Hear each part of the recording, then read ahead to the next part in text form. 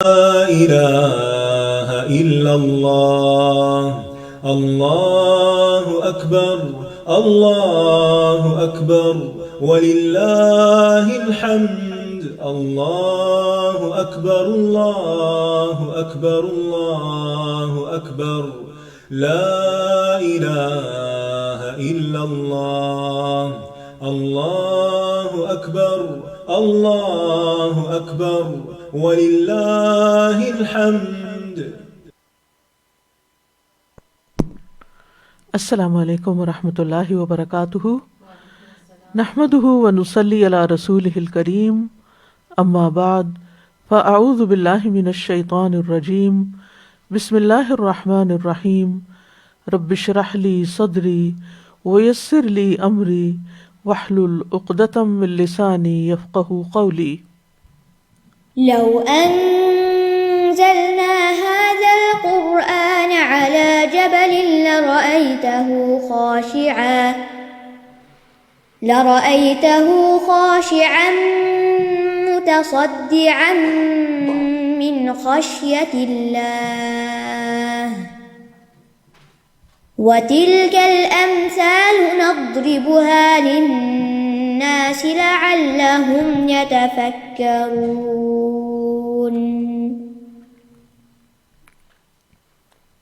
امثال القرآن پروگرام کے سلسلے میں آج ہم نصیحت سے اعراض کرنے والوں کی مثال کے بارے میں پڑھیں گے، جس کا ذکر سورۃ المدثر میں ہوا ہے.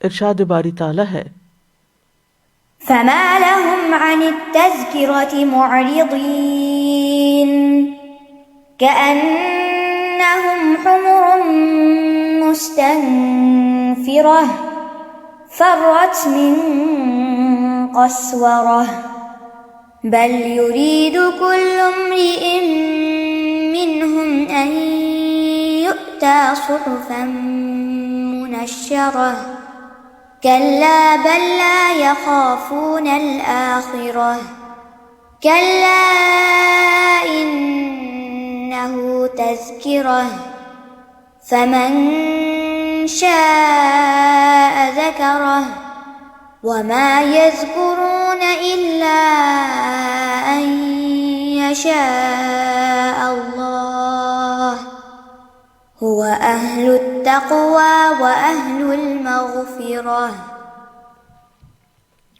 پھر انہیں کیا ہو گیا ہے کہ نصیحت سے منہ موڑ رہے ہیں، جیسے وہ بتکے ہوئے گدھے ہوں جو شیر کے ڈر سے بھاگ کھڑے ہوں، بلکہ ان میں سے ہر ایک یہ چاہتا ہے کہ اسے کھلی ہوئی کتاب دی جائے. ہرگز نہیں، بلکہ اصل بات یہ ہے کہ یہ لوگ آخرت سے نہیں ڈرتے. ہرگز نہیں، یہ تو ایک نصیحت ہے. اب جس کا جی چاہے اسے قبول کر لے، اور یہ لوگ نصیحت قبول نہیں کریں گے الا یہ کہ اللہ ہی ایسا چاہے. وہی اس بات کا اہل ہے کہ اس سے ڈرا جائے، اور وہی معاف کر دینے کا اہل ہے. یہ مثال سورۃ المدثر میں آئی ہے. سورۃ المدثر کا اگر مضمون اوور آل دیکھا جائے تو یہ سورۃ الدعوہ ہے، اللہ کی طرف بلانے والی سورت. اس میں مشرکین کو واعظ اور نصیحت کی گئی، آخرت کے دن سے ڈرایا گیا، قیامت کے دن کی سختیوں اور ہولناکیوں کی دھمکی دی گئی. اللہ تعالیٰ کا ارشاد ہے: فَإِذَا نُقِرَ فِي النَّاقُورِ فَذَلِكَ يَوْمَئِذٍ يَوْمٌ عَسِيرٌ عَلَى الْكَافِرِينَ غَيْرُ يَسِيرٌ. سو جب سور میں پھونکا جائے گا تو وہ اس دن ایک مشکل دن ہے، کافروں پر آسان نہیں ہے. پھر یہاں پر اعراض کرنے والوں کا ایک نمونہ یا ایک مثال ولید بن مغیرہ کے کردار سے دی گئی، جو قیادت اور منصب کے ایک اعلیٰ درجے پر فائز تھا، اور اس نے اسی وجہ سے اس اپنے مقام اور مرتبے اور سٹیٹس کو ہدایت اور حق پر ترجیح دی. اس کے بارے میں اللہ تعالیٰ فرماتے ہیں: ثم نظر، یعنی اس کو حق سمجھ آ گیا تھا لیکن پھر اس نے دیکھا. ثم عبس وبصر، پھر تیوری چڑھائی، منہ بنایا، برا منہ بنایا. ثم ادبر واستکبر، پھر اس نے پیٹھ پھیری اور تکبر کیا. فقال ان ھذا الا سحر یؤثر، پھر کہا کہ یہ جادو کے سوا کچھ نہیں جو نقل کیا جاتا ہے. ان ھذا الا قول البشر، یہ انسان کے قول کے سوا کچھ نہیں۔ تو اب آپ دیکھ رہے ہیں کہ اس کا رویہ اور اس کا انداز کیا ہے حق کے مقابلے میں۔ پھر آگے جا کر حق سے روگردانی کرنے والوں کی سزا بتائی گئی، جہنم کی آگ سے ڈرایا گیا جو ان لوگوں کے لیے تیار کی گئی جو روگردانی کرتے ہیں۔ سأصلیہ سقر وما ادراک ما سقر لا تبقی ولا تذر لواحۃ للبشر علیہا 19، میں اسے جلد ہی سقر یعنی جہنم میں داخل کروں گا، اور تمہیں کیا معلوم کہ سقر کیا ہے، نہ وہ باقی رکھتی ہے نہ وہ چھوڑتی ہے، چمڑے کو جھلسا دینے والی ہے، اس پر 19 یعنی فرشتے مقرر ہیں۔ پھر اختتام پر ہم دیکھتے ہیں کہ اللہ تعالیٰ نے ایمان والوں اور اعراض کرنے والوں کے درمیان ایک مکالمے کا ذکر کیا جو آئندہ ہونے والا ہے۔ الا اصحاب الیمین فی جنات یتساءلون عن المجرمین ما سلککم فی سقر قالوا لم نک من المصلین ولم نک نطعم المسکین وکنا نخوض مع الخائضین، مگر دائیں ہاتھ والے جنتوں میں سوال کریں گے مجرموں سے، تمہیں کس چیز نے سقر میں داخل کیا؟ وہ کہیں گے ہم نماز ادا کرنے والوں میں سے نہ تھے، اور نہ ہم مسکین کو کھانا کھلاتے تھے، اور ہم بیہودہ بحث کرنے والوں کے ساتھ مل کر فضول بحث کیا کرتے تھے۔ ان ساری باتوں کے بعد، اس سارے پس منظر کے بعد پھر اختتام پر صورت کے یہ مثال بیان کی گئی ہے، یہ تشبیہ بیان کی گئی ہے تاکہ لوگوں کے سامنے ایسے لوگوں کا حال واضح ہو جائے، ان کی نفسیات واضح ہو جائے جو ہدایت کو قبول نہیں کرتے اور حق سے روگردانی کرتے ہیں۔ تو ارشاد باری تعالیٰ ہے فَمَا لَهُمْ عَنِ التَّذْكِرَةِ مُعْرِضِينَ، ان کو کیا ہے کہ تذکرہ سے اعراض برتتے ہیں۔ تذکرہ کہتے ہیں وہ چیز جس کے ذریعے کسی چیز کو یاد دلایا جائے، یعنی یاد دہانی کرانے والی چیز۔ اور یہاں تذکرہ سے مراد قرآن مجید کی واضح و نصیحت اور ارشادات جن کے ساتھ نصیحت کی جاتی ہے، خصوصاً اس صورت کے اندر، کیونکہ سورۃ المدثر بہت ابتدائی صورتوں میں سے ہے، تو اس وقت ان کو جس چیز کے ساتھ واضح و نصیحت کی جا رہی تھی یعنی قرآن مجید، اس کی طرف اشارہ ہے۔ تو یہاں کفار کی حالت بیان کی گئی ہے کہ ان کو کیا ہوا ہے کہ آپ انہیں جس چیز کی دعوت دے رہے ہیں، جس چیز کی طرف بلا رہے ہیں، جس چیز کے ساتھ نصیحت کر رہے ہیں، یہ اسی سے بھاگ رہے ہیں، اسی سے روگردانی کر رہے ہیں، اسی سے اعراض برت رہے ہیں۔ یعنی فما لہم، یعنی ایک طرح سے تعجب کا اظہار ہے، انہیں ہوا کیا ہے، ان کی مشکل کیا ہے، ان کی پریشانی کیا ہے۔ یعنی ہے تو استفہام کے لیے فما، لیکن حیرت اور تعجب کا معنی اس میں پایا جاتا ہے کہ کیا واقعی کوئی ایسی چیز ہے جس سے بھاگنا چاہیے۔ تو ان کو کیا ہے کہ یہ قرآن مجید کے واضح دلائل، واضح آیات اور ان تمام چیزوں کو سمجھ جانے کے باوجود یہ اس سے منہ پھیر رہے ہیں، روگردانی کر رہے ہیں۔ تو یہ تو بڑی حیرت کی بات ہے کہ کیا قرآن وہ ایسی چیزوں میں سے ہے کہ جس سے کسی کو منہ پھیر لینا چاہیے، حالانکہ وہ تو فصاحت و بلاغت کے مالک ہیں اور جانتے ہیں کہ یہ قرآن کیسا کلام ہے۔ یہ تو ایسی چیز ہے کہ جو بندے کے دلوں میں، یعنی کہ انسان کے دل میں اتر جاتی ہے، اور حیرت ہے ان پر، تعجب ہے ان پر کہ یہ اس سے بھاگ رہے ہیں۔ اور بھاگ بھی کیسے رہے ہیں؟ کأنہم حمر مستنفرہ، جیسے بھاگنے والے گدھے ہوں، بھاگتے ہوئے گدھے ہوں۔ کأنہم، یہاں ہے یہ حرف تشبیہ، یعنی جن کے ذریعے یہ جس کے ساتھ مثال دی گئی، جس حرف کے ساتھ مثال دی گئی ہے ان بھاگنے والوں کو، اور وہ کیا ہے؟ حمر۔ حمر حمار کی جمع ہے، حمار سے مراد جنگلی گدھا ہے، اور جنگلی گدھا جو ہے وہ بہت شدت کے ساتھ بدکنے اور بھاگنے میں مشہور ہے۔ جب کوئی شکاری اس کی آہٹ، یعنی جب وہ کسی شکاری کی آہٹ بھی محسوس کرتا ہے، آواز بھی سنتا ہے، یا اس کو سینس تھوڑی سی بھی ہونے لگتی ہے کہ کوئی اس کا شکار کرنے لگتا ہے، ایسا نہیں، کوئی اس کا شکار کرنا چاہتا ہے تو وہ بہت تیز بھاگتا ہے۔ اور حمار کا لفظ یہاں بیسیکلی زیبرا کے لیے استعمال ہوا ہے، کیونکہ وہی جنگلی گدھا ہے۔ اور مستنفرہ کا لفظ جو ہے یہ نفرہ سے ہے. نفرہ اگر ان کے ساتھ ہے، نفرہ ان، تو اس کا معنی ہوتا ہے کسی چیز سے روگردانی کرنا. اور اگر نفرہ الا آئے تو کسی چیز کی طرف بڑھنا، کسی چیز کی طرف آنا. تو یہ دونوں طرح استعمال ہوتا ہے. نفر عن الشیء نفورا، کسی چیز سے دور بھاگنا، جیسے قرآن مجید میں آتا نا ما زادہم الا نفورا، یعنی ان کا بھاگنا ان کی نفرت بڑھتی گئی. وما یزیدہم الا نفورا. اور یہاں پر مستنفرہ کا لفظ آیا ہے جو مبالغے کا صیغہ ہے، یعنی بہت زیادہ بدکنے اور بھاگنے والے. سین اور تا جو ہے یہاں باب استفعال میں یہ مبالغے کے لیے، ورنہ نفر ینفر سے نافر، نافرہ یعنی بھاگنے والے، لیکن نافرہ کی بجائے مستنفرہ کہا گیا. اور اس میں یہ معنی بھی پایا جاتا ہے کہ وہ ایک دوسرے کو دیکھ کے مزید بدکتے ہیں، یعنی ایک بھاگ رہا ہے تو دوسرا بھی بھاگنا شروع کر دیتا ہے، اور اس سے ان کی دوڑ میں اور تیزی آ جاتی ہے. یعنی ہر گدھا مستنفرہ، استنفار یعنی دوسرے کو بگانا، یعنی ہر گدھا دوسرے کو بگانے کا ذریعہ بنا ہوا ہے. یعنی سب کے سب جنگلی درندے سے ڈرے ہوئے ہیں، اور اس سے بھی بڑھ کر یہ ایک دوسرے کو بھی خوب ڈراتے ہیں. یعنی بعض اوقات یہ ہوتا ہے کہ خطرہ اپنی جگہ ہوتا ہے، لیکن کچھ لوگ اس سے اتنا زیادہ آپ کو خوف زدہ کرتے ہیں، اتنا ڈراتے ہیں کہ وہ پھر انسان اگر جتنی بھی ہمت والا ہو وہ کمزور پڑ جاتا ہے، اسٹیمپیڈ ہوتی ہے. بالکل. فرت من قسورہ، فرت کا لفظ فرار سے ہے، فر یفر. لفظی معنی اس کا ہوتا ہے جانور کی عمر معلوم کرنے کے لیے اس کے دانت کھولنا، یعنی منہ کو اندر دیکھنا کتنے دانت ہے اس کے. اور فرت دہر جزعا کا مطلب ہوتا ہے زمانہ اپنی پہلی حالت پہ لوٹ آیا. اور افترار بھی اسی سے ہے جس کا مطلب ہے ہنسنے میں دانتوں کا کھل جانا. تو فر من الحرب فرارا، فلاں میدان جنگ سے بھاگ نکلا، لڑائی سے فرار ہو گیا. تو مطلب یہ ہے کہ کسی چیز کے کھل جانے، دور ہونے، بھاگنے کے معنوں میں پھر استعمال ہونے لگا. اردو میں بھی فرار کا لفظ استعمال ہوتا ہے.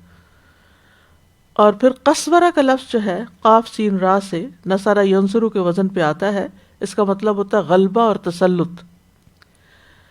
یعنی قصرتہ کا مطلب ہوتا ہے میں نے اسے مجبور کیا. اور اسی طرح اسی سے لفظ قسورہ جو ہے وہ حبشی زبان میں شیر کے لیے استعمال ہوتا ہے، اور پھر یہ عربی میں داخل ہو گیا. اور اسی طرح تیر انداز اور شکاری کے لیے بھی قسورہ کا لفظ آنے لگا. شیر بھی شکار کرتا ہے اور تیر انداز یا شکاری بھی شکار کرتا ہے. تو عموماً اس کے 6 معنی کیے جاتے ہیں. ایک تیر انداز، اور تیر انداز وہ جو جنگلی جانوروں کا شکار کرتے ہیں. پھر شکاری، شکاری قناص جس کو بولتے ہیں صاد کے ساتھ قناص قاف، جو شکار کرتے ہیں. شیر اس کا معنی کیا گیا، یہ حضرت ابو ہریرہ کا قول ہے. اور شیر کو قسورہ اس لیے کہتے ہیں کہ وہ دیگر درندوں کو ہلاک کر دیتا ہے. شیر جنگل کا بادشاہ ہے نا، تو جس کے اوپر غالب آتا ہے اس کو چیر پھاڑ کے رکھ دیتا ہے. پھر اسی وجہ سے عربوں کے نزدیک یہ لفظ ہر اس جانور پر استعمال ہونے لگا جو اپنی جسامت کے لحاظ سے بڑا ہو اور انتہائی قوی ہو، قوت میں انتہا کو پہنچا ہوا ہو. پھر مردوں کی ایک جماعت کے لیے بھی قسورہ کا لفظ استعمال ہوتا ہے، جیسے شیر ہے، اللہ کے شیر جیسے کہتے ہیں. پھر 5واں معنی اس کا کیا گیا، اس سے مراد لوگوں کی آوازیں ہیں. یعنی جب وہ قسورہ جو ہیں، قسورہ یا شیر سے ڈر کے وہ درندے بھاگتے ہیں، یا کسی آواز سے ڈر کے بھاگتے ہیں، یا انسانوں کو دیکھ لیتے ہیں تو بھاگ نکلتے. یعنی ایسے جنگلی جانور کی مثال دی گئی ہے کہ جو ہر خطرے کی چیز سے خوب بھاگتا ہے، دوڑتا ہے. یعنی اگر جو اہلی گدھا ہے، اہلی سے مراد یہ جو گھریلو گدھے ہوتے ہیں، آپ ان کے آس پاس چلتے پھرتے ہیں، شور ہوتا ہے، کوئی آ جائے، کوئی، وہ بھاگتے نہیں ہیں اس طرح. اور اگر بھاگیں بھی تو ان کا بھاگنا کچھ بہت بڑا بھاگنا نہیں ہوتا. لیکن یہ جو جنگلی گدھے ہیں یہ بھاگنے میں مشہور ہیں. اسی طرح 6واں معنی ہے بھاری جسم والا انسان. تو بہرحال یہاں مراد یا تو شکاری ہو سکتی ہے، اور زیادہ راجح ہے شیر. یعنی جس کے ساتھ مشابہت دی گئی ہے بھاگنے والوں کو، قرآن سے بھاگنے والوں کو، وہ جنگلی گدھے ہیں، اور وہ گدھے جن پر شیر نے یا تیر انداز نے یا شکاریوں نے حملہ کر دیا ہے، وہ انہیں شکار کرنا چاہتے ہیں، انہیں پھنسانا چاہتے ہیں، تو یہ گدھے انتہائی خوفزدہ ہو گئے ہیں، بے چین ہو گئے ہیں، اور بھاگنے کی حالت میں، اور ان کے اندر جتنی قوت ہے اس ساری قوت کو لگا کے یہ بھاگ رہے ہیں۔ اب آپ امیجن کریں، یعنی امیج دیکھیں آپ اس کا ذہن میں لا کے، اور میں نے اس کی کچھ امیجز دیکھے تھے نیٹ کے اوپر، تو بہت ہی انٹرسٹنگ، ایک شیر ہے اور پورا اجڑ کا اجڑ ہے ان کا، اور وہ سارے کے سارے مل کے اس طرح بھاگ رہے ہیں، تو یعنی شیر ایک ہی ہے لیکن وہ اکٹھے ہوتے ہوئے بھی، سائز میں شیر سے بڑے ہوتے ہوئے بھی، فزیکلی اسٹرانگ ہوتے ہوئے بھی، تیز بھاگنے والے ہونے کے باوجود، سب کچھ ہوتے ہوئے بھی ایک شیر کی آواز دھاڑ کی سنتے ہیں تو بھاگنا شروع کر دیتے ہیں بے سوچے سمجھے، یعنی برداشت ہی نہیں کر سکتے۔ تو یہ وہ لوگ ہیں جو قرآن کی آواز نہیں سن سکتے، جو نصیحت کی بات نہیں سن سکتے، ہدایت کی بات سے، نصیحت سے، ذکر سے، کسی خطبے سے، کسی واعظ سے اس طرح بھاگتے ہیں۔ اور ایسی کئی مثالیں شاید آپ نے اپنے ذہن میں دیکھی ہوں گی۔ بعض اوقات آپ یوتھ کو دیکھیں کہ کس طرح مسجد میں اگر نماز کسی طرح پڑھنے چلے گئے اور نماز کے بعد امام صاحب نے اگر چھوٹی سی اسپیچ شروع کی ہے تو وہ ایک سیکنڈ کے لیے وہاں سے نہیں ٹکیں گے، نہ ذکر نہ تسبیح، اور اس طرح بھاگ نکلیں گے جیسے یہاں مثال دی گئی ہے کہ پتہ نہیں کوئی پکڑ لے گا اور کیا کر دے گا۔ تو ابتدائی طور پر تو یہ مثال بیان کی گئی ان لوگوں کے لیے جن کے سامنے نبی صلی اللہ علیہ وسلم قرآن کی دعوت پیش کر رہے تھے کہ وہ جنگلی گدھوں کی طرح بھاگتے ہیں قرآن سے۔ اور ایک اور معنی یہ بھی ہے کہ یعنی ایک اور اعتبار سے اگر اس کو دیکھا جائے تو یہ ان کے ڈرپوک ہونے کی بھی دلیل ہے، یعنی شیر کی دھاڑ ہی سن کے جدھر منہ ہوتا ہے ادھر بھاگ نکلتے ہیں۔ اور عربوں کے ہاں اس قسم کے منظر جو تھے وہ عام تھے، تو ایسے انسانوں کو جو قرآن سننے کے بعد کچھ اثر قبول کرتے ہیں تو بجائے اس کے کہ قرآن کی طرف لپک آئیں وہ ڈر کے بھاگ جاتے ہیں۔ اور لٹرلی لوگ بعض اوقات کہتے ہیں آپ تو بہت ڈراتے ہیں، ہمیں تو جا کے درس کی مجلس میں جا کے پھر بہت ڈر لگتا ہے، اور ہمیں خوف آنے لگتا ہے، ہمیں ڈپریشن ہونے لگتا ہے، اس لیے ہم نہیں جاتے۔ تو یہاں پر کچھ ایسی ہی بات کی گئی کہ وہ اتنے خوف زدہ ہیں کہ ان کی پریشانی کا حال دیکھنے کے لائق ہے۔ تو مشابہت کی وجہ کیا ہے؟ شدید قسم کا بدکنا، اعراض کرنا، بھاگنا اور خوف زدہ ہونا، یہ ساری چیزیں ہیں جن کو بیان کیا گیا ہے ان گدھوں کے بھاگنے کی شکل میں۔ یعنی ایک ہے حرف تشبیہ، ایک ہے جس کو تشبیہ دی جا رہی، اور ایک ہے جس سے تشبیہ دی جا رہی، اور ایک ہے وہ وجہ جس کی بنا پہ تشبیہ دی جا رہی۔ تو وہ وجہ کیا ہے؟ ان کا قرآن سے بھاگنا اور خوف زدہ ہونا، اور دین سے بدکنا اور دین والوں سے بھاگنا۔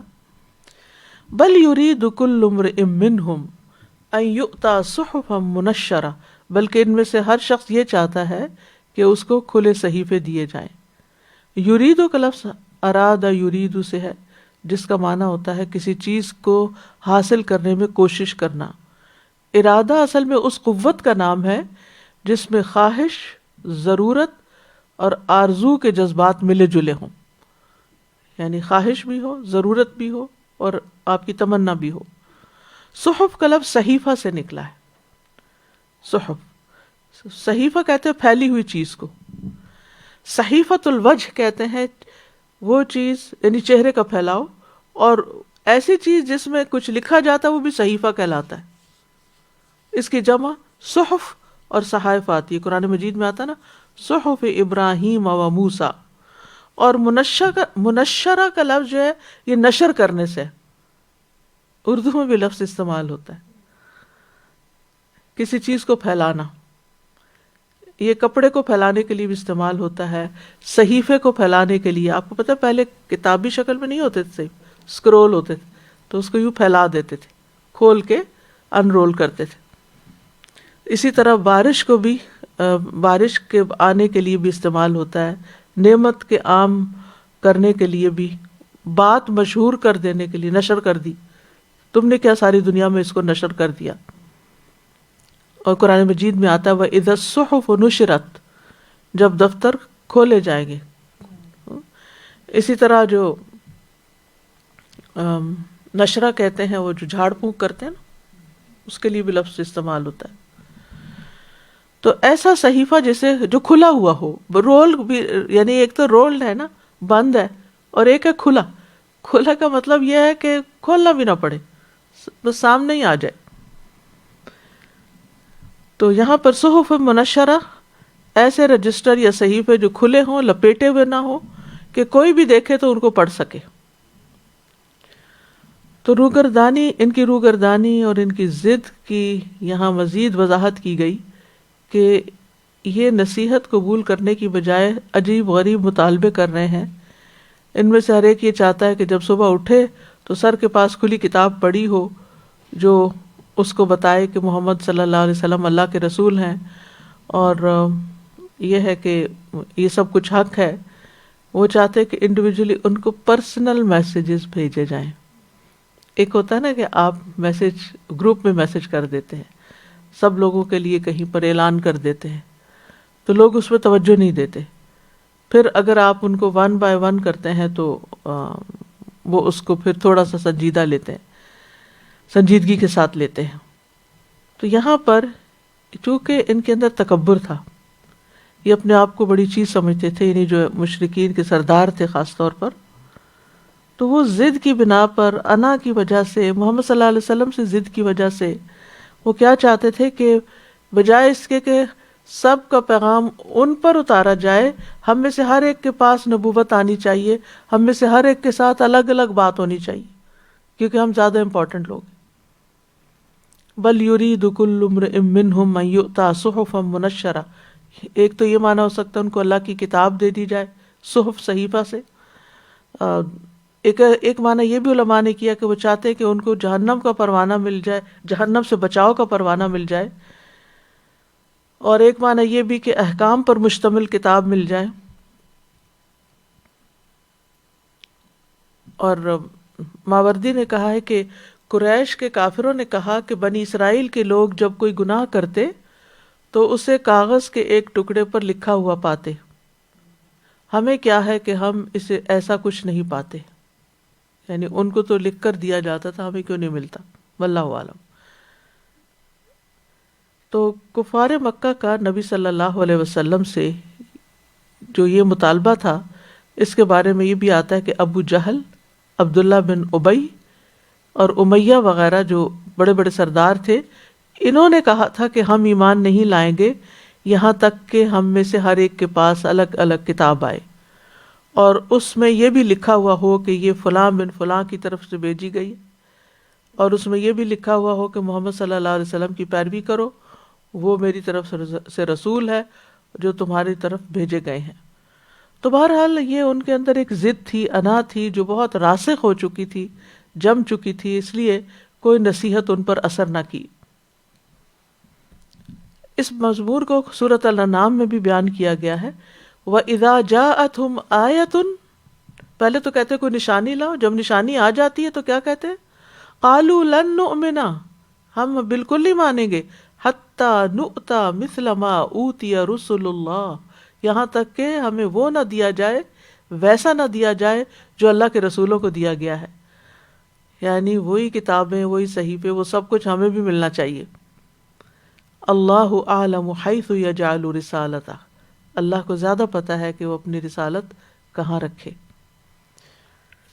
اور اس کے علاوہ بھی طرح طرح کے مطالبے تھے ان کے، کہ وہ کیا کہتے تھے کہ زمین سے کوئی چشمہ جاری کر دیا جائے، یا محمد صلی اللہ علیہ وسلم کے لیے کھجوروں اور انگوروں کا باغ ہو اور اس میں نہریں بہہ رہی ہوں، اور آسمان کو یا پھر ٹکڑے کر کے ہمارے اوپر گرایا جائے، یا پھر یہ کہ اللہ تعالیٰ اور فرشتوں کو سامنے لے آئے محمد صلی اللہ علیہ وسلم.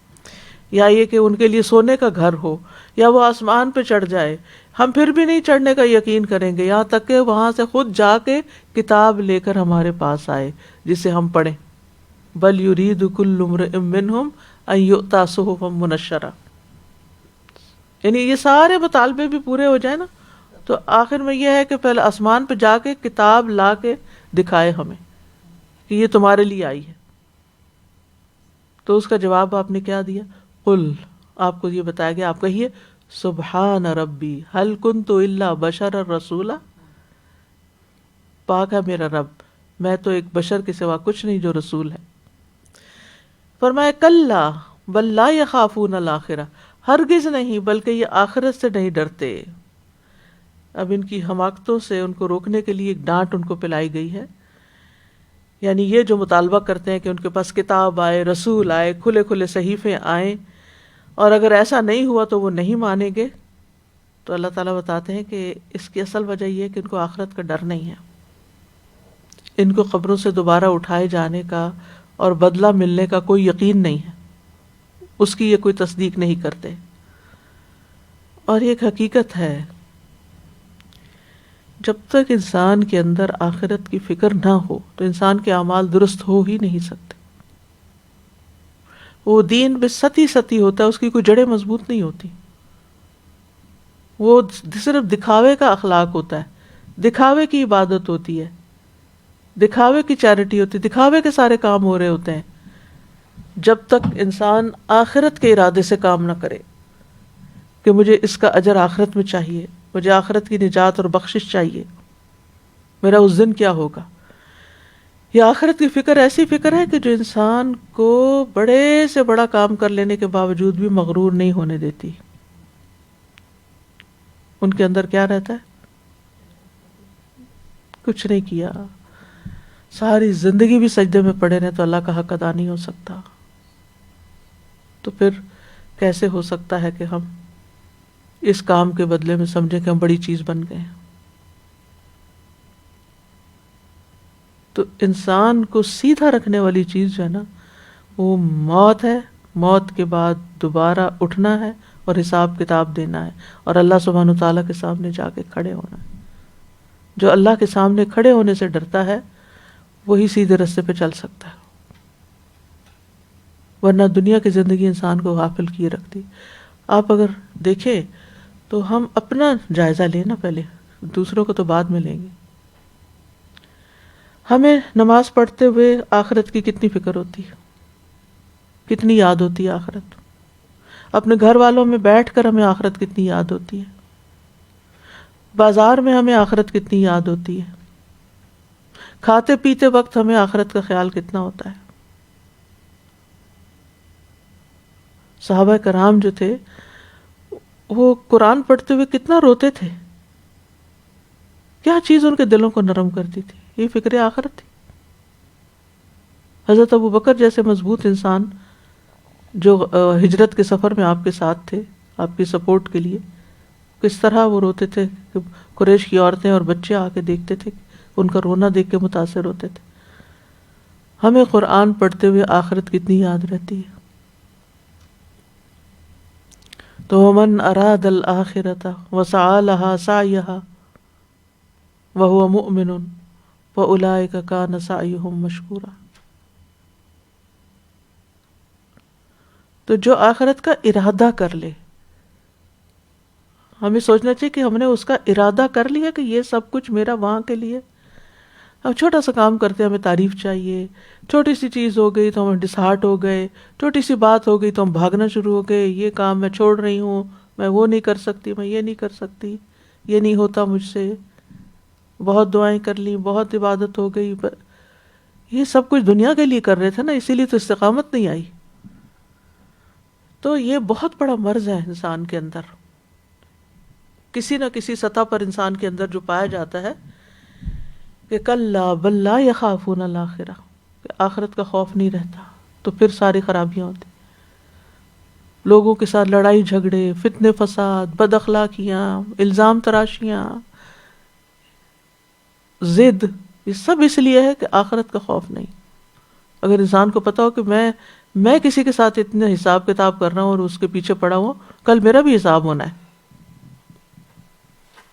وہ بنی اسرائیل کا ایک شخص جو لوگوں کے ساتھ قرض کا لین دین کرتا تھا، تو اپنے غلاموں سے کہتا تھا جو اس کی لکھت پڑھت کرتے تھے کہ اگر کوئی شخص مجبور ہو تو اس کو مہلت دینا، اور جو نہ دے سکے اس کو درگزر کر دینا، معاف کر دینا، قرضہ ہی معاف کر دینا۔ تو جب وہ فوت ہوا تو اللہ سبحانہ وتعالیٰ نے اس وجہ سے اس سے درگزر کیا کہ وہ لوگوں سے درگزر کرتا رہتا تھا۔ تو جب تک آخرت کو سامنے رکھ کے نیک اعمال نہ کیے جائیں اس وقت تک نیکی نیکی نہیں ہے، وہ پھر صرف دکھاوا ہے، یا بس ایک اوپری خانہ پوری ہے، یا ایک لیپا پوتی ہے۔ کلا بل لا یخافون الآخرہ، اس لیے یہ بڑی بڑی باتیں کرتے ہیں۔ کلا انہ تذکرہ، ہرگز نہیں، یہ تو ایک نصیحت ہے۔ دوبارہ ڈانٹ پڑی ہے، کلا، کلا یہ جو ہے یہ حرف زجر ہے، یعنی ان کو ہرگز کوئی کھلی کتابیں نہیں دی جائیں گی، ان کو کوئی اور نصیحت نہیں کی جائے گی سوائے قرآن کے ساتھ کے، قرآن ہی واعظ کے لیے کافی ہے۔ کلا، ہرگز نہیں، تمہاری ساری باتیں غلط، انہا تذکرہ، یہ ہے نصیحت۔ فمن شاء ذکرہ، جس کا دل چاہتا ہے نصیحت لے لے۔ ذکرہ کا لفظ ذکر سے ہے، ذکر یاد دہانی کے لیے بھی آتا ہے۔ ذکر کا لفظ کبھی دل یا زبان پر کسی چیز کے حاضر ہونے کے معنی میں آتا ہے، اسی لیے کہا جاتا ہے کہ ذکر دو طرح کا ہوتا ہے، ایک قلبی ہوتا ہے، ایک لسانی ہوتا ہے۔ پھر ان میں سے بھی ایک دو قسم پر ہے، ایک ہے بھولنے کے بعد کوئی چیز یاد آنا، اور دوسرا ہے بغیر بھولے کسی چیز کو ہمیشہ یاد رکھنا، یاد سے محو ہی نہ ہونے دینا۔ اللہ کا ذکر کرو کا کیا مطلب ہے؟ اگر بھول جائے تو یاد آ جائے، دوبارہ شروع کر دو یاد آنے پر، ورنہ تو ہونا کیا چاہیے کہ کسی وقت بھولو ہی نہ۔ ذکر تو یہ ہے کہ بھولو ہی نہ۔ تو فمن شاء ذکر، جس کا جی چاہتا ہے نصیحت لے، یعنی قرآن سے رہنمائی لینا ہر ایک کے لیے ممکن ہے، یعنی قرآن کو پڑھنا، اس کو یاد کرنا، اس کو سمجھنا، یہ جو بھی چاہے اس سے یہ فائدہ اٹھا سکتا ہے۔ فمن شاء، لیکن اصل بات ہے شاء کی، چاہت کی، کیونکہ قرآن ایک نصیحت ہے۔ سورۃ مزمل میں بھی آتا ہے ان ھذہ تذکرہ فمن شاء اتخذ الی ربہ سبیلا، یقیناً یہ ایک نصیحت ہے تو جو چاہے اپنے رب کی طرف راستہ بنا لے۔ وما ہوا الا ذکر للعالمین، سورۃ القلم میں آتا ہے، حالانکہ وہ تو تمام جہانوں کے لیے نصیحت کے علاوہ کچھ نہیں۔ سورۃ یاسین میں آتا ہے ان ہوا الا ذکر وقرآن مبین لینذر من کان حیا، وہ تو سراسر نصیحت اور واضح قرآن کے سوا کچھ نہیں، تاکہ اسے ڈرائے جو زندہ ہو۔ اللہ نے ذکر کے لیے قرآن کو بہت آسان بنایا۔ وَلَقَدْ يَسَّرْنَا الْقُرْآنَ لِلذِّكْرِ فَهَلْ مِن مُدَّكِرٍ، سورۃ مریم میں آتا ہے فَإِنَّمَا يَسَّرْنَاهُ بِلِسَانِكَ لِتُبَشِّرَ بِهِ الْمُتَّقِينَ وَتُنذِرَ بِهِ قَوْمًا لُدًّا، سو اس کے سوا کچھ نہیں کہ ہم نے اسے تمہاری زبان میں آسان کر دیا ہے تاکہ تم اس کے ذریعے متقی لوگوں کو خوشخبری دو اور ان لوگوں کو ڈراؤ جو سخت جھگڑالو ہیں۔ سورۃ دخان میں آتا فَإِنَّمَا يَسَّرْنَاهُ بِلِسَانِكَ لَعَلَّهُمْ يَتَذَكَّرُونَ، سو حقیقت یہی ہے کہ ہم نے اسے تمہاری زبان میں آسان کر دیا ہے تاکہ وہ نصیحت حاصل کریں۔ تو بات یہ ہے کہ اگر اللہ کا کلام آسان نہ ہوتا، سمجھنے کے لائق نہ ہوتا، اس کو کوئی پڑھ نہ سکتا، کوئی سمجھ نہ سکتا۔ یہ کوئی فزکس کیمسٹری کی کتاب نہیں کہ جس کے لیے آپ کو لازماً کوئی استاد چاہیے کہ وہ آپ کو ایکسپلین کرے، یا کوئی شعر و شاعری نہیں، کیونکہ بہت دفعہ شعر و شاعری بھی آپ دیکھیں خود سے سمجھ نہیں آتی، اس کو سمجھانا پڑتا ہے۔ لیکن قرآن مجید کے اکثر مضامین اور مفاہیم ایسے ہیں کہ آپ بس معمولی عربی بھی جانتے ہیں تو آپ کو پتہ چلتا جاتا ہے کہ بات کیا ہو رہی ہے، کیا سمجھایا جا رہا ہے۔ وَمَا يَذْكُرُونَ إِلَّا أَن يَشَاءَ اللَّهُ، ایک اور مشکل نہیں، ایک اور شرط، اور وہ نہیں نصیحت پکڑیں گے مگر یہ کہ اللہ چاہے، یعنی اللہ سبحانہ تعالیٰ جب تک نہ چاہے وہ قرآن سے نصیحت حاصل نہیں کر سکتے، اس پر عمل نہیں کر سکتے جب تک انسان کے چاہنے کے بعد اللہ بھی نہ چاہے، چاہنے کے علاوہ بعد نہیں۔ یعنی جب تک اللہ نہ چاہے کوئی انسان اس پہ قادر نہیں ہو سکتا کہ وہ کچھ کر سکے مگر یہ کہ اللہ تعالیٰ ہی اس کی توفیق دے. یعنی صرف تو اس سے ایک بڑا اہم مسئلہ واضح ہوتا ہے. پہلے کہا من شاء ذکر، اور اب فرمایا وما یذکرون الا ان یشاء اللہ. تو ایک بندے کی چاہت اور ایک اللہ کی چاہت، جب یہ دونوں ملتے ہیں تو پھر کام ہوتا ہے. ایک اللہ کا ارادہ اور ایک بندے کا ارادہ. اب اس میں بہت سے لوگ کہتے ہیں کہ صرف اس حصے کو لے لیتے ہیں نا، وما یذکرون الا ان یشاء اللہ، اللہ چاہے گا تو ہوگا. اور جو دوسرا حصہ ہے تمہاری چاہت وہ نہیں لیتے. تو یہ دونوں ہی ضروری ہیں.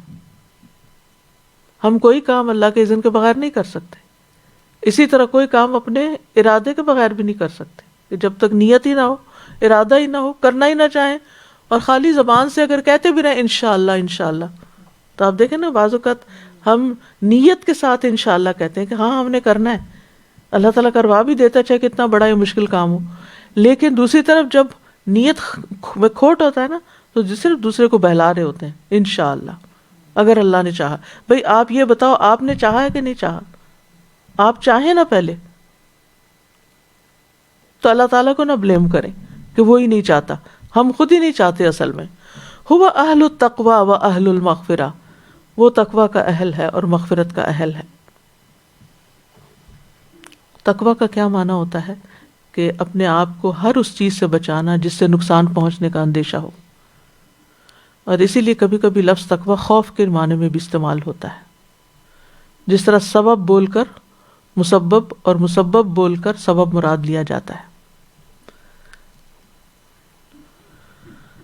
تو اپنے آپ کو ہر اس چیز سے بچانا جو گناہ کا موجب ہو، جو سزا کا موجب ہو، یہ تقوی کہلاتا ہے. ہوا اہل التقوی، اللہ اس لائق ہے کہ اس کی حرام کردہ چیزوں سے بچا جائے، یعنی اپنے آپ کو حرام کردہ چیزوں سے بچایا جائے، اور وہ اس لائق ہے کہ گناہوں کو بخش دے. مطلب یہ ہے کہ انسان کے لیے ضروری ہے کہ انسان کوشش کر کے اللہ کی ناراضگی کے کاموں سے بچے تاکہ اللہ اس کو معاف کر دے، اور اللہ سے ڈرتا رہے تاکہ اللہ تعالیٰ اس کی طرف نظر رحمت کر دے، اور وہ اہل المغفرہ اس کی بخشش کر دے. تقوی ہوگا تو بخشش ہوگی. تو یہاں پر ہمیں یہ پتہ چلتا ہے کہ اس مثال سے کہ انسانوں کی دو اقسام ہیں ہدایت کو قبول کرنے کے اعتبار سے. ایک ہے قبول کرنے والا اور ایک ہے اعراض برتنے والا. ایک ہے سیدھے راستے پہ چلنے والا اور ایک ہے کجی کرنے والا. ایک ہے دنیا والوں میں سے اور ایک ہے آخرت والوں میں سے. ایک ہے نیکوکاروں میں سے اور ایک ہے گناہگاروں میں سے. تو حقیقت یہ ہے کہ جو اللہ کو پہچان لے، اللہ کی بات کو جان لے، وہی اصل میں دنیا اور آخرت میں کامیاب ہے. قرآن مجید میں اللہ تعالیٰ فرماتے ہیں فَأَمَّا مَنْ أَعْطَى وَاتَّقَى وَصَدَّقَ بِالْحُسْنَى فَسَنُيَسِّرُهُ لِلْيُسْرَى. لیکن وہ جس نے دیا، اللہ کے راستے میں دیا، اور نافرمانی سے بچا، تقویٰ کیا، اور جس نے بھلائی کی تصدیق کی، تذکرہ کو قبول کر لیا، اعراض نہیں برتا، صدق بالحسنى، اور اس بنا پر وہ پھر اپنے عمل کو درست کرتا ہے، فَسَنُيَسِّرُهُ لِلْيُسْرَى، تو ہم اسے آسان راستے کی سہولت دیں گے. یعنی ہم اس کے لیے پھر نیکی کے رستوں پہ چلنا آسان کر دیں گے، خیر کی طرف جانا آسان کر دیں گے. بہت ہی خوبصورت آیت ہے. زندگی میں آسانیاں چاہتے ہیں تو یہ تین چیزیں اختیار کر لیں: آتا واتقى وصدق بالحسنى. دوسرا یہاں وہ انسان ذکر کیا گیا ہے جو اللہ سے غافل ہے، اللہ کی کتاب سے دور بھاگتا ہے، مخلوق سے بدسلوکی کا معاملہ کرتا ہے. تو ایسا شخص بدبخت ہے، محروم ہے، دنیا میں بھی اور آخرت میں بھی. دنیا میں کیسے؟ سورۃ طٰہٰ میں آتا ہے وَمَنْ أَعْرَضَ عَنْ ذِكْرِي فَإِنَّ لَهُ مَعِيشَةً ضَنْكًا. جو میرے ذکر سے منہ موڑتا ہے اس کے لیے زندگی تنگ کر دیتا ہوں، اس کی گزران تنگ کر دیتا ہوں. اس کا یہ مطلب نہیں کہ وہ غریب فقیر ہو جاتا ہے بس. بہت سے ایسے لوگ جو محلات میں رہتے ہیں، مہنگی ترین گاڑیوں پہ سفر کرتے ہیں، ہر طرح کا کھانا اور پینا ان کو میسر ہے، لیکن اس کے باوجود دلوں کے اندر گھٹن ہے، بچاؤ ہے، شح ہے، سکون نہیں، کوئی خوشی نہیں. یہ سارا مرض جو ہے دور ہو سکتا ہے جب انسان اللہ کی طرف رجوع کرے، اس کی کتاب کی طرف رجوع کرے، تذکرہ کو قبول کر لے.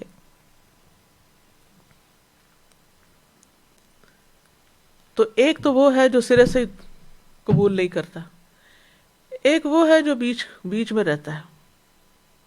یعنی ایک تو کافر کی مثال ہے نا، اس نے تو کان ہی نہیں دھرا نا. دوسرا پیدائشی مسلمان ہے جو بس سنے سنائی سے مسلمان بن گیا، لیکن اب بڑے ہو کر جب اس کو دین پر عمل کرنے کے لیے دین کے علم کی ضرورت ہے، نصیحت کی ضرورت ہے، تو وہ اس کے مزاج پہ بہت بھاری ہے، کیونکہ وہ دنیا کی خواہشات اور لذات میں پڑا ہوا ہے، غافل ہو گیا ہے، اعراض کرنے والا ہے، دور بھاگنے والا ہے، اللہ کی دعوت قبول نہیں کرتا، اللہ کی طرف نہیں پلٹتا، نصیحت کا کوئی اثر قبول نہیں کرتا، اپنی زندگی کے لیے کچھ نہیں کرتا، وہ صرف لذتوں اور خواہشات کی تکمیل میں منہمک رہتا ہے. ایسا انسان گدھے جیسا ہے جو نہ اپنی عقل استعمال کرے، نہ شعور استعمال کرے، بلکہ صرف کھانا پینا اور دیگر لذات کے پیچھے بھاگنا ہی اس کی زندگی کا مقصد رہ جائے. تو وہ انتہائی ناسمجھ انسان. گدھے کے بارے میں ہم مثال پڑھ چکے ہیں، اور ان چیزوں کو دہرا لیجئے ذہن میں کہ کس طرح ایک گدھا جو ہے وہ حماقت کی تصویر ہوتا ہے، بات کو سمجھتا نہیں، ضدی، ہٹ دھرم اور متکبر ہوتا ہے. تو یہاں بھی ایسا انسان جو ہے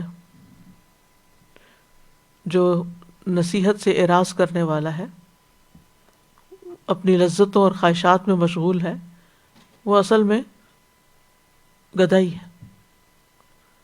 اور ایسا گدھا کہ جب شیر کی آواز سنتا تو پیٹ پھیر کے بھاگ جاتا ہے، کسی چیز کو نہیں دیکھتا اور نہ کوئی ڈائریکشن متعین کرتا، وہ جدھر منہ آئے بھاگ پڑتا ہے.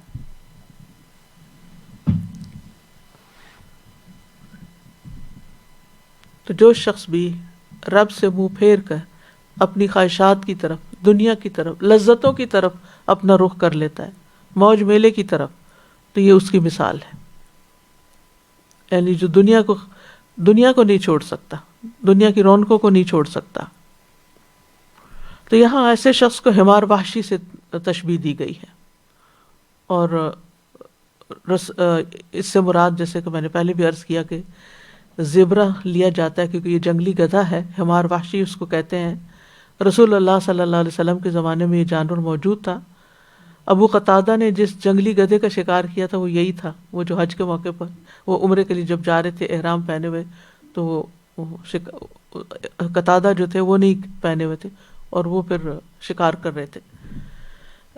جزیرۃ العرب میں زیبرا پایا جاتا تھا. یہ اصل میں زیبرا جو تھا یہ افریقی نسل سے ہے، اور مشرقی ایسٹ افریقہ اور ساؤتھ افریقہ میں کثرت سے پایا جاتا ہے. تو جب یورپ اور ایشیا کو ملانے والی یہ نہر سویز نہیں بنی تھی، تو یہ ہوتا تھا کہ یہ جانور جو تھے افریقہ سے مائیگریٹ کر کے جزیرۃ العرب میں بھی آ جاتے تھے. لیکن اب بیچ میں پانی آ گیا، جس کی وجہ سے جہاز تو گزر رہے ہیں مگر ان جانوروں کا آنا جانا بند ہو گیا، جس کی وجہ سے یہاں ان کی پیدائش ختم ہو گئی.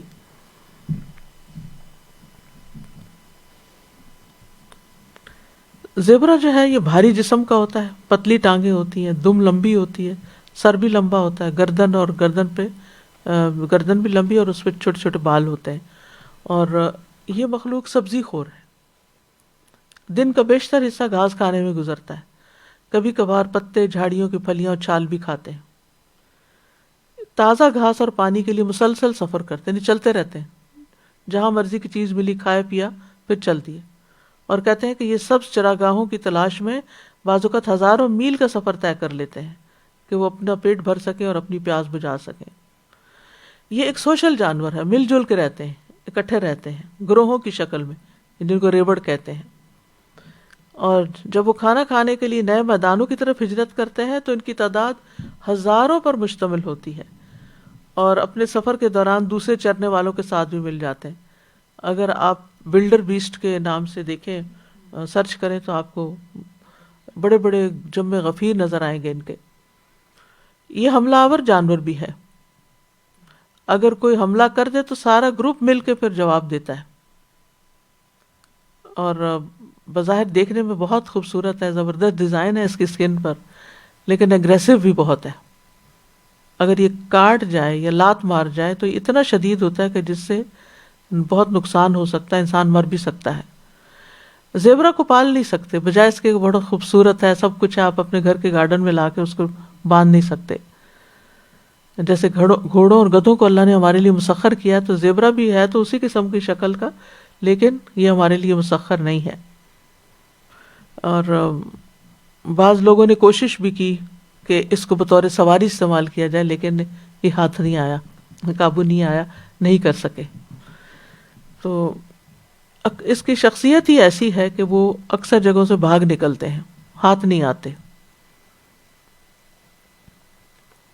تو ان کی بقا کے لیے شاید ضروری ہے کہ یہ کم دوستی رکھیں، اور انسانوں سے تو بالکل دوستی نہ رکھیں، تاکہ وہ ان کو ذبح کر کر کے کھا ہی نہ لیں۔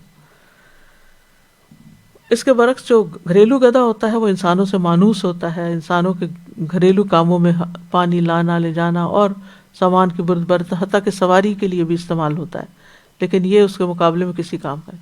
اب آپ دیکھیں، جب اس سے تشبیہ دی گئی ایسے انسان کو، تو اس سے گدھے کی ساری شخصیت کا اگر آپ مطالعہ کریں، اس کی ہیبٹس کا، اس کی سائیکالوجی کا، اور پھر اس کو تشبیہ دیں، یعنی ایسے انسانوں کو پھر اس سے تشبیہ دیں، ان جیسا دیکھیں کہ جو نصیحت سے اور قرآن سے اور خیر کی بات سے دور بھاگتے ہیں۔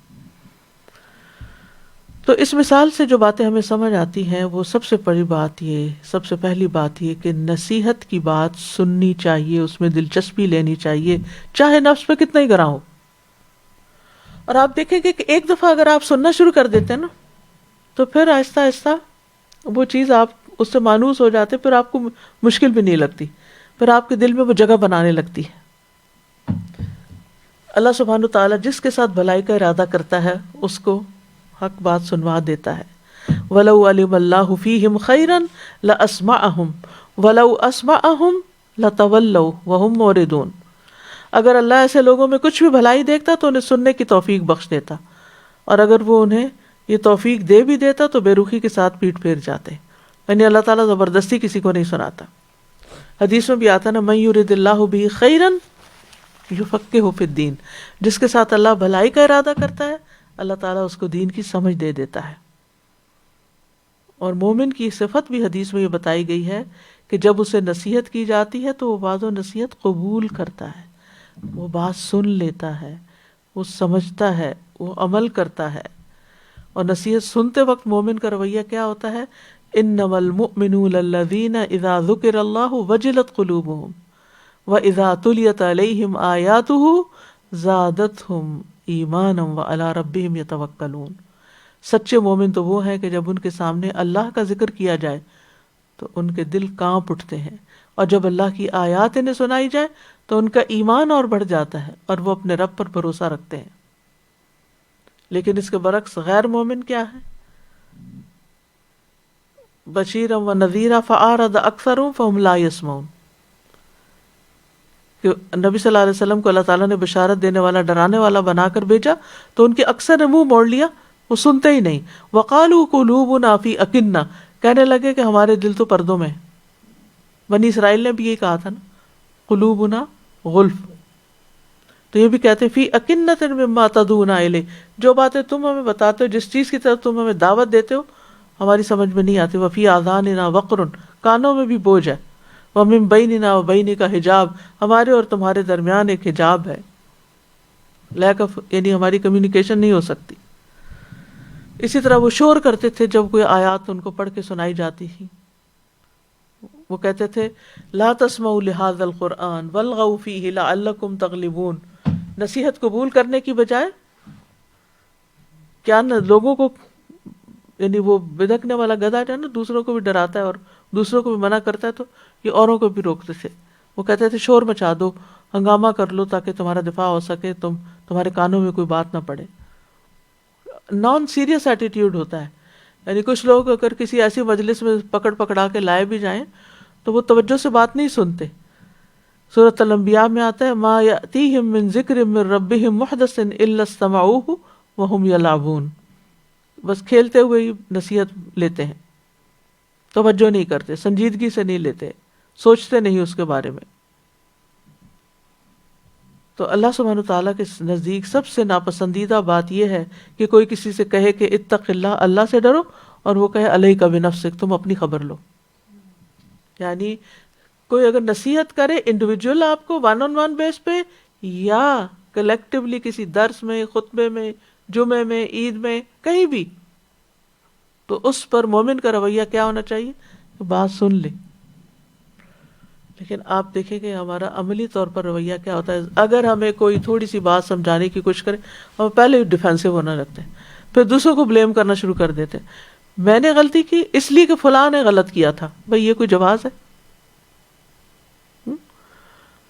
تو ان نصیحت کی بات سن کر اپنا رویہ نہیں بدلتے، عمل نہیں تبدیل کرتے، گدھوں جیسے ہیں. جیسے گدھے کو بات سمجھ نہیں آتی، ان کو بھی سمجھ نہیں آتی، اور پھر نصیحت کرنے والوں سے ہی دور بھاگنے لگتے ہیں یا کانوں میں انگلیاں دے لیتے ہیں، سننا ہی نہیں چاہتے. تو نصیحت سے اعراض جو ہوتا ہے اس کے لیے قرآن مجید میں کئی لفظ استعمال ہوئے ہیں.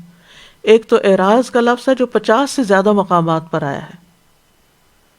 دوسرا تولی ہے، فَإِن تَوَلَّوْا، اگر پھر جائیں، فَإِنَّمَا عَلَيْكَ الْبَلَاغُ الْمُبِينُ. پھر صدود کا لفظ آتا ہے، رأیت المنافقین یصدون عنک صدودا. آپ منافقوں کو دیکھتے ہیں کہ وہ منہ موڑ لیتے ہیں آپ سے، صاف منہ موڑنا. پھر افوق آتا ہے، افق سے، یؤفک عنہ من افک، قیامت سے وہی بہکایا جاتا ہے جو پہلے سے بہکایا گیا. پھر ادبار آتا ہے، ثم ادبر واستکبر. یہ سارے لفظ جو ہیں اعراض کی مختلف صورتیں بتا رہے ہیں. پھر یہ ہے کہ اعراض میں ایک شکل یہ ہے کہ اللہ کی آیات سے روگردانی کرنا. ٹھیک ہے، وَمَنْ أَظْلَمُ مِمَّنْ ذُكِّرَ بِآيَاتِ رَبِّهِ ثُمَّ أَعْرَضَ عَنْهَا. اس سے بڑا ظالم کون ہے جسے اس کے رب کی آیات کے ساتھ نصیحت کی گئی پھر اس نے منہ پھیر لیا، یعنی منہ موڑ کے چلا گیا، نصیحت قبول ہی نہیں کی. سورۃ طٰہٰ میں آتا ہے وَقَدْ آتَيْنَاكَ مِن لَّدُنَّا ذِكْرًا مَنْ أَعْرَضَ عَنْهُ فَإِنَّهُ يَحْمِلُ يَوْمَ الْقِيَامَةِ وِزْرًا. اور یقیناً ہم نے تجھے اپنے پاس سے ایک نصیحت عطا کی ہے، جو اس سے منہ پھیرے گا یقیناً قیامت کے دن وہ ایک بڑا بوجھ اٹھائے گا. اب یہ کون سی نصیحت ہے؟ اسی آیت میں تو جواب ہے وَقَدْ آتَيْنَاكَ مِن لَّدُنَّا ذِكْرًا، قرآن کی نصیحت، اس سے مراد قرآن ہے. پھر اسی طرح سورۃ ایک اور جگہ پر آتا ہے قُلْ هُوَ نَبَأٌ عَظِيمٌ أَنْتُمْ عَنْهُ مُعْرِضُونَ. کہہ دیجئے بے شک وہ بہت بڑی خبر ہے جس سے تم منہ پھیرنے والے ہو. تو ایک ہے قرآن سے اعراض برتنا، دوسرا ہے کہ کائنات کی نشانیوں میں کچھ غور نہ کرنا، ان سے سبق نہ لینا، جس کے بارے میں سورۃ یوسف میں آتا ہے وَكَأَيٍّ مِّنْ آیَةٍ فِي السَّمَاوَاتِ وَالْأَرْضِ يَمُرُّونَ عَلَيْهَا وَهُمْ عَنْهَا مُعْرِضُونَ. اور آسمانوں اور زمین میں کتنی ہی نشانیاں ہیں جن پر سے وہ گزرتے ہیں اور وہ ان سے بے دھیان ہوتے ہیں، توجہ ہی نہیں کرتے، عبرت ہی نہیں لیتے، کوئی سبق نہیں لیتے. سورۃ الانبیاء میں آتا ہے وَجَعَلْنَا السَّمَاءَ سَقْفًا مَحْفُوظًا وَهُمْ عَنْ آيَاتِهَا مُعْرِضُونَ. ہم نے آسمان کو محفوظ چھت بنایا اور اس کی نشانیوں سے منہ پھیرنے والے. اب دیکھیے کہ اس دور میں کتنے ہی لوگ آسمانوں پہ گئے ہیں، یعنی آسمانی سفر کیے ہیں انہوں نے، اور مختلف مشنز پر ہیں، خلائی مشنز پر، لیکن ان میں سے کتنے اللہ کی قدرت اور وسعت کو دیکھ کے مسلمان بھی ہوئے ہوں. اسی طرح اعراض کی ایک قسم ہے حکم مل جانے کے بعد عمل نہ کرنا. ایک دن سن تو لینا، یس سر بھی کہہ دینا، لیکن کر کے کچھ نہ دینا، جیسے بنی اسرائیل نے کیا. سورۃ البقرہ کی آیت 83 میں آتا ہے، جب ہم نے بنی اسرائیل سے پختہ عہد لیا کہ تم اللہ کے سوا کسی کی عبادت نہ کرو گے، اور ماں باپ اور قرابت والے اور یتیموں اور مسکینوں سے احسان کرو گے، اور لوگوں سے اچھی بات کہو، نماز قائم کرو، زکوٰۃ دو. پھر کیا ہوا؟ ثم تولیتم الا قلیلا منکم وانتم معرضون، کہ تم میں سے بہت تھوڑے، یعنی تم سب پھر گئے سوائے چند ایک کے، بہت تھوڑوں کے، اور تم ہو ہی منہ پھیرنے والے، وانتم معرضون، اعراض برتنے والے. منافقین کے بارے میں آتا ہے وَمِنْهُمْ مَنْ عَاهَدَ اللَّهَ لَئِنْ آتَانَا مِنْ فَضْلِهِ لَنَصَّدَّقَنَّ وَلَنَكُونَنَّ مِنَ الصَّالِحِينَ. ان میں سے بعض وہ لوگ ہیں جنہوں نے اللہ سے عہد کیا کہ یقیناً اگر اس نے ہمیں اپنے فضل سے کچھ عطا فرما دیا تو ہم ضرور صدقہ کریں گے اور ضرور نیک لوگوں میں سے ہو جائیں گے. پھر جب اس نے انہیں اپنے فضل میں سے کچھ عطا کیا تو انہوں نے اس میں بخل کیا اور منہ موڑ گئے، اس حال میں کہ وہ بے رخی کرنے والے تھے. تیسری صورت ہے آخرت سے اعراض برتنا. آخرت کے حساب کتاب کا وقت تو کسی کو نہیں پتا، قیامت کا، لیکن بہت بڑی نشانی کیا ہے؟ یعنی کہ انسان جو تعلیم آئی ہے اور جس میں یہ سب کچھ بتایا گیا ہے اس کی طرف سنجیدگی سے توجہ دے. پھر اعراض کی ایک صورت یہ بھی ہے کہ جو کچھ اللہ نے نازل کیا اس کے مطابق فیصلہ کرنے سے روگردانی کرنا، یعنی نماز روزہ کر لینا لیکن وراثت کی تقسیم وہ اپنی مرضی کے مطابق کرنا. تو یہ اللہ کے فیصلے ہیں نا، فریضۃ من اللہ ہے، لیکن اپنی عملی زندگی میں ایسے فریضے سے منہ موڑنا یہ بھی اسی میں شامل اعراض میں آتا ہے.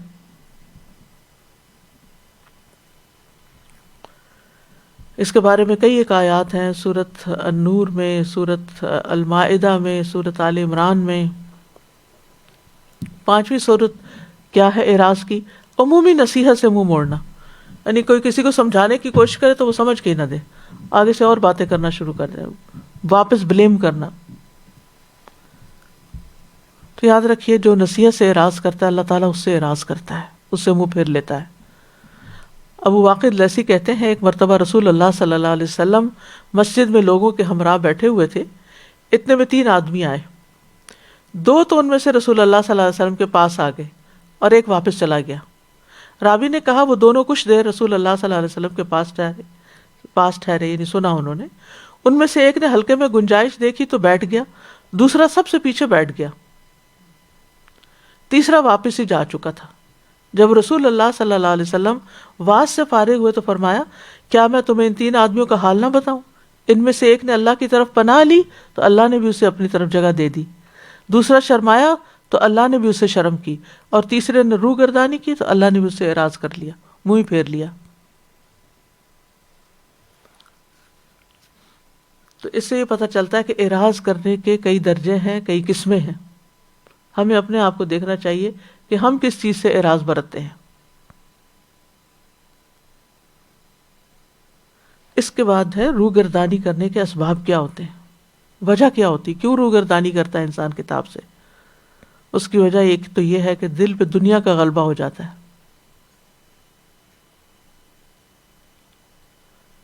دوسرا یہ کہ ضد، مخالفت اور انکار میں شدید رویہ اختیار کر لیا جاتا ہے.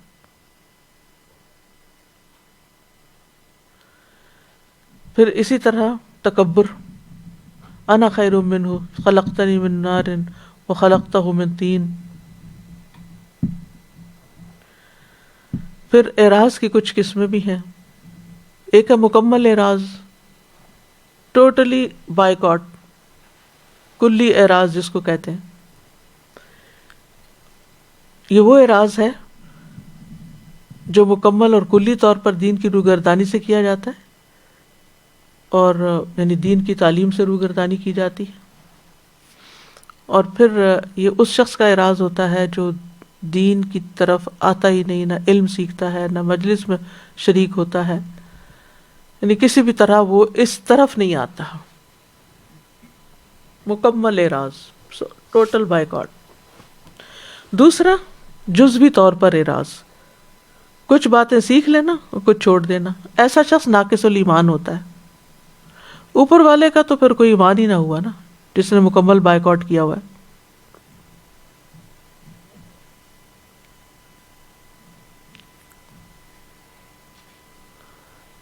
تو جو شخص جتنا اعراض برتے گا، جتنے پرسنٹ اعراض برتے گا، اتنا ہی اس کا مقام اور درجہ کم ہو جائے گا۔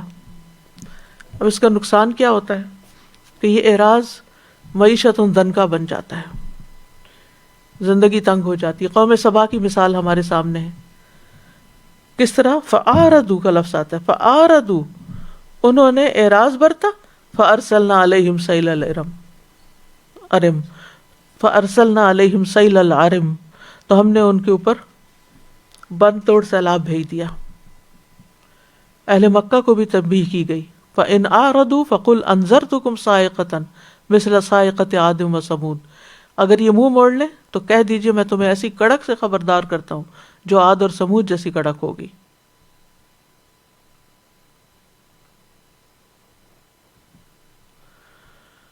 پھر اسی طرح یہ کہ اعراض کرنے والوں سے انسان یعنی اعراض کرنے والا جو ہے، جب وہ اعراض کرتا ہے تو اس کا فاصلہ دین سے بڑا ہوتا چلا جاتا ہے، جتنا دور آپ چلے جائیں گے اتنا ہی آپ کا اصل سے تعلق کٹ جائے گا۔ پھر اسی طرح یہ ہے کہ یہ آخرت کے عذاب کا سبب بھی ہے۔ مَنْ أَعْرَضَ عَنْهُ فَإِنَّهُ يَحْمِلُ يَوْمَ الْقِيَامَةِ وِزْرًا خَالِدِينَ فِيهِ وَسَاءَ لَهُمْ يَوْمَ الْقِيَامَةِ حِمْلًا، جو اس سے منہ پھیرے گا تو یقیناً وہ قیامت کے دن ایک بڑا بوجھ اٹھائے گا، ہمیشہ اس میں رہنے والے ہوں گے، اور وہ ان کے لیے قیامت کے دن برا بوجھ ہوگا۔ پھر اللہ سبحانہ وتعالیٰ کے انتقام کی دھمکی بھی ہے، وَمَنْ أَظْلَمُ مِمَّنْ ذُكِّرَ بِآيَاتِ رَبِّهِ ثُمَّ أَعْرَضَ عَنْهَا إِنَّا مِنَ الْمُجْرِمِينَ مُنْتَقِمُونَ، برتتے ہو اعراض برتو، پھر ایسے مجرموں سے ہم انتقام لے کر رہیں گے۔ پھر بعض دنیا میں جلد ملنے والی سزائیں بھی آتی ہیں انسان پر، جو زندگی کو تلخی اور مشقت اور بدمزگی میں تبدیل کر دیتی ہیں۔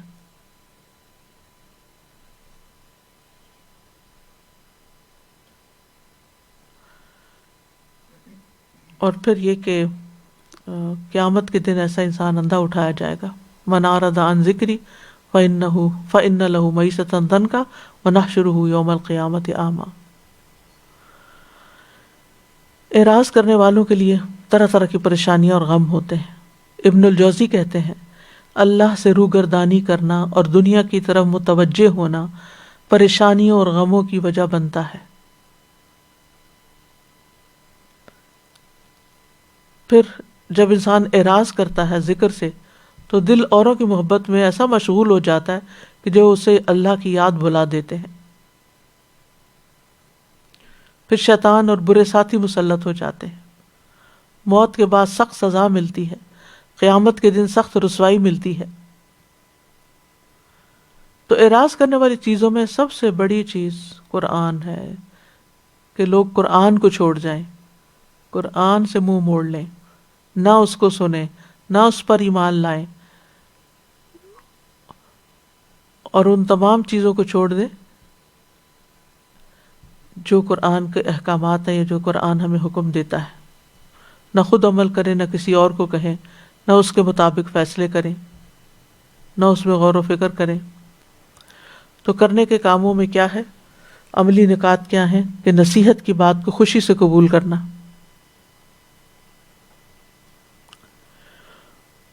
قرآن کے احکامات سن کر بوجھل نہ ہونا بلکہ خوش دلی سے اس پہ عمل کرنا، قرآن سے اعراض کرنے سے ہر صورت بچنا، چاہے قرات کی صورت ہو یا احکامات کی روگردانی سے صورت ہو۔ پھر یہ کہ اللہ کا ڈر ہونا چاہیے انسان کے اندر، کیونکہ وہی تقوی اور مغفرت کا اہل ہے۔ سبحان اللہ والحمد للہ۔ اللہ تعالی ہمیں عمل کی توفیق عطا فرمائے۔ سمعنا وأطعنا غفرانك ربنا وإليك المصير اللهم إني أسألك الهدى والتقى والعفاف والغنى اللهم اهدني وسددني اللهم أحسن عاقبتنا في الأمور كلها وأجرنا من خزي الدنيا وعذاب الآخرة۔ یا اللہ تو ہمارے دلوں کو ہدایت پہ آنے کے بعد ٹیڑھا نہ کرنا، اور ہم سے مرتے دم تک دین کی اور قرآن کی خدمت لیتے رہنا۔ یا رب العالمین تمام بیماروں کو صحت عطا فرما۔ یا اللہ سارے دکھی لوگوں کے دکھ دور فرما۔ یا رب العالمین ہر ایک کی پریشانی دور فرما۔ یا اللہ تو اپنی رحمت فرما دے اور ساروں کے اوپر جو مشکل وقت آیا ہے اس کو اپنی رحمت سے دور کر دے۔